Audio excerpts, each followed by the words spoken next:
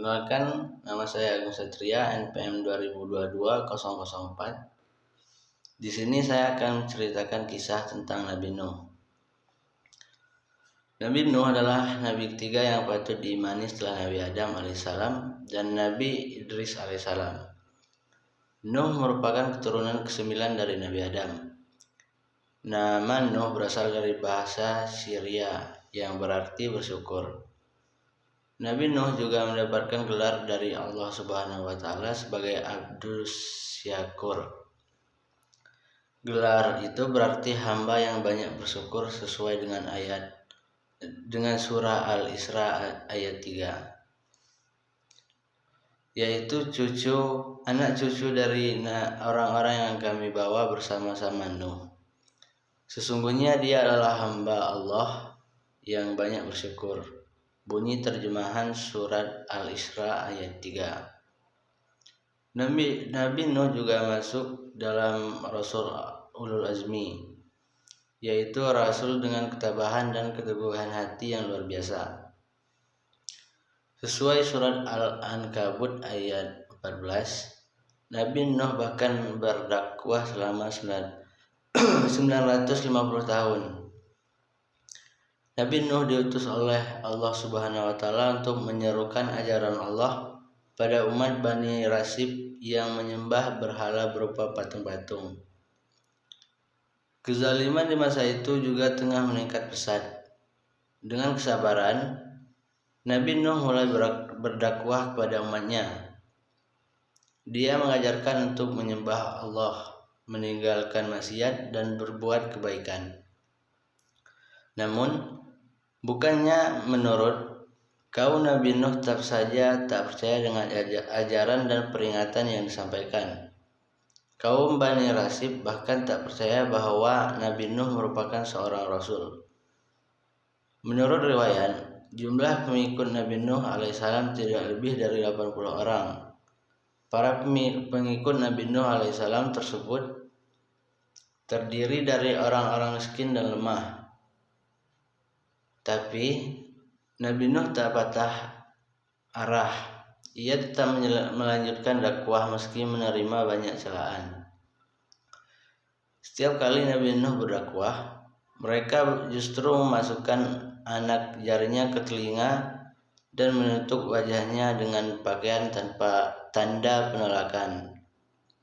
Kisah perjuangan Nabi Nuh ini terdapat dalam surat Nuh ayat 1-12.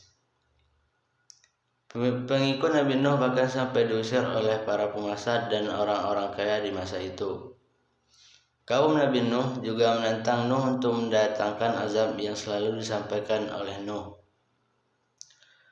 Mereka berkata, "Hai Nuh, sesungguhnya kamu telah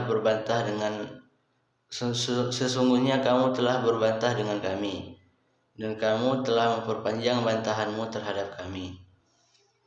Maka datangkanlah kepada kami azab yang kamu ancamkan kepada kami, jika kamu termasuk orang-orang yang benar." Nuh lalu menjawab bahwa azab itu hanya bisa didatangkan oleh Allah. Allah lalu meminta Nabi Nuh tak bersedih dan tetap teguh pada pendirian. Nabi Nuh lalu berdoa agar Allah memberi hukuman pada orang-orang kafir tersebut. Allah lantas memerintahkan Nabi Nuh untuk membuat sebuah bahtera berupa kapal besar untuk mengangkut orang-orang yang beriman beserta sepasang hewan. Allah menyebut orang-orang kafir itu akan ditenggelamkan.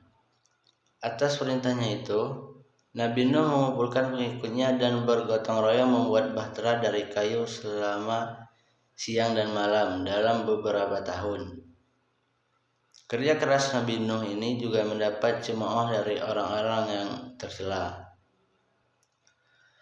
Setelah bahtera itu dibuat dan tanda banjir besar bakal datang, Nuh memerintahkan pengikutnya untuk naik ke kapal. Perlahan, air bah pun mulai menenggelamkan daratan. Maka kami selamatkan Nuh dan orang-orang yang beserta di dalam kapal yang penuh muatan. Kemudian sesudah itu kami tenggelamkan orang-orang yang tinggal. Bunyi terjemahan surat Asy-Syu'ara ayat 1900 sampai 1019 sampai 1020. Dalam orang-orang yang ditenggelamkan itu termasuk putra sulung Nabi Nuh, Kan'an dan istrinya yang durhaka. Nabi Nuh sempat mengajak Kan'an naik ke atas kapal, tapi ia menolak dan yakin dapat menyelamatkan diri dari air besar. Nabi Nuh lalu menyadari bahwa cinta pada anaknya membuat lupa pada Allah. Nuh lalu memohon ampun kepada Allah untuk mengikhlaskan anaknya yang meninggal dan masuk dalam golongan orang kafir. Kapal Nabi Nuh lalu menepi di pegunungan Arafat. Setelah itu surut. Allah memerintah Nabi Nuh untuk turun dan memulai kehidupan baru. Itu saja yang bisa saya ceritakan. Saya akhiri. Wassalamualaikum warahmatullahi wabarakatuh.